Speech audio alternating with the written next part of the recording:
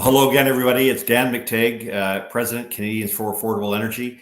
It's been a busy summer, so I'm back at you to talk to you about some of the recurring issues that are front and center in terms of what's taking place in Canada today. Of course, they have significant political overtones, but they also allow us more time to talk about some of the facts versus some of the fiction being perpetrated out there by those who have obviously an angle, whether it's financial or it is to create some kind of popularity for what they're doing. The reality is that the issue of the day appears to be concern over wildfires.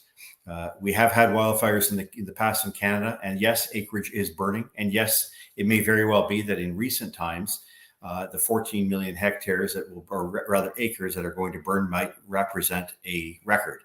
That's not to say that it is all or in any way or shape or form the result of climate change. We use that buzzword when we don't have an alternative to thought and we don't take the time to consider each and every factor. And let me give an example. Yellowknife, we know, is warm, it's dry. It's, of course, raining now, so we're not hearing a whole lot about it. But for a couple of weeks, it was a very tense situation, as it was in Alberta about a month and a half ago. But what we're looking at during the election back in May and June, what we're looking at is some of the causes.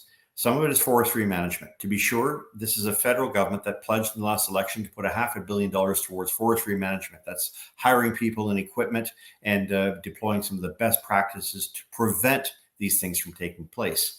So there's one factor. The second factor is arsonists.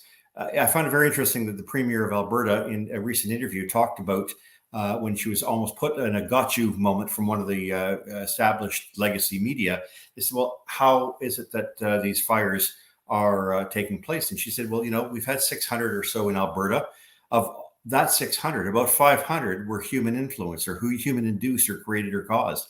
And by that should not mean climate change or, greenhouse gases. It means that by accident or by deliberate commission, somebody actually did go out and start these fires. So I think it's clear that when we're talking about what's happened in Canada, whether we're talking about Yellowknife, whether we're referring to what's happened in Alberta, what's happening in Kelowna right now, it's a very sad and tragic situation, but it's not unseen. It happened exactly 20 years ago in the same spot, and it happened 10 years before that in the same location.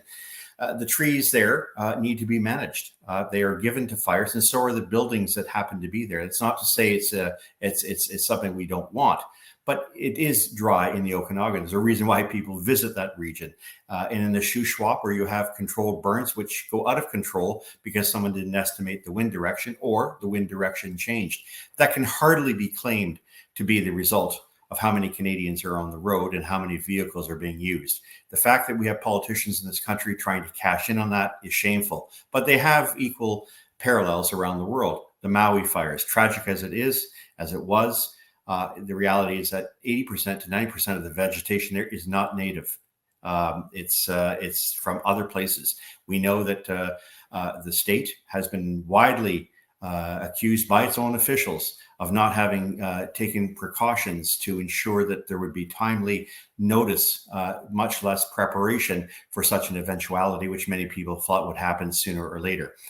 So we see the Maui situation. We see this happening around the world. We also forget a couple of other factors. I'm no expert. I don't claim to be an expert, but those pushing the climate narrative believe they are. So let me throw a couple of things at them.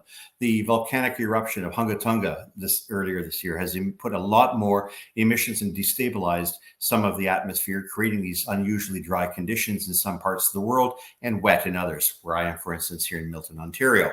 The other factor is El Nino. We've had El Nino years. I know I was responsible for Canadians abroad back in 2003 to 2006, where we had those devastating hurricanes in the Gulf of Mexico.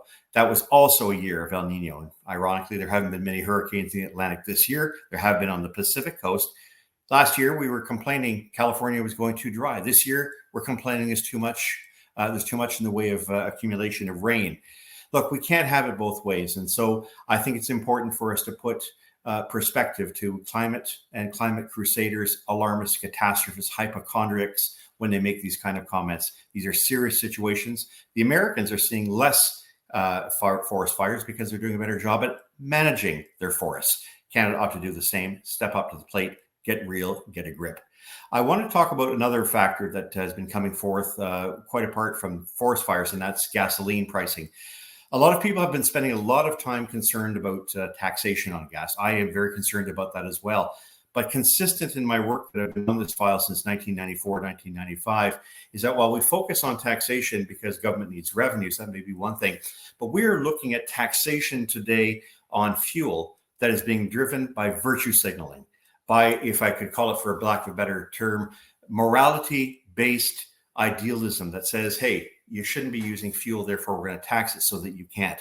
That is a little ridiculous. It's a little bit like the medieval practice of bloodletting to get the patient better. You're not going to make things better by forcing people to do things that they can't do and in a transition that they can't make because the alternative technology simply isn't there.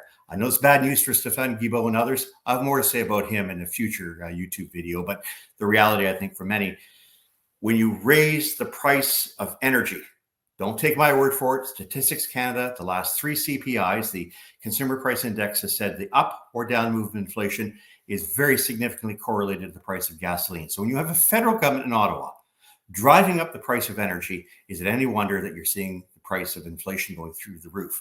If that weren't enough, for those of you out there who say, well, I don't drive, it's not a big deal, I don't need this. Sorry, you get your groceries by truck that's delivered by diesel, by farm implements that are driven by diesel. And most importantly, your mortgage. Yes, your mortgage is going up because the Bank of Canada is taking inflation numbers driven by energy, driven by government policy, and the limitations to your purchase power because the Canadian dollar continues to sink. All of these things are important, far more important than worrying about, a tax on gasoline that is done because governments want a little bit of money to do this or that. And that's not to say, by the way, that the carbon taxes both the federal government is imposing isn't going into the pockets of government to spend in other areas. They say it isn't. They say it's revenue neutral. We know it's not. The PBO says it's not, the Parliamentary Budget Officer. And of course, there's great money for the climate grifters out there, organizations that go out, take money from the federal government, don't earn money anywhere else to lecture you and I on how we ought to live. It is time for the pushback. It is time for the Great Reset. That means it's time for the climate crusaders and their friends, the bedwetters, to pack up and go. If you like the work we're doing here, and we do a lot of work on studies, policies, advocacy, and we take no guff from anybody, do help us. We are a small organization. Any contribution would be very welcome here at affordableenergy.ca. Thanks again, and wait for my next video.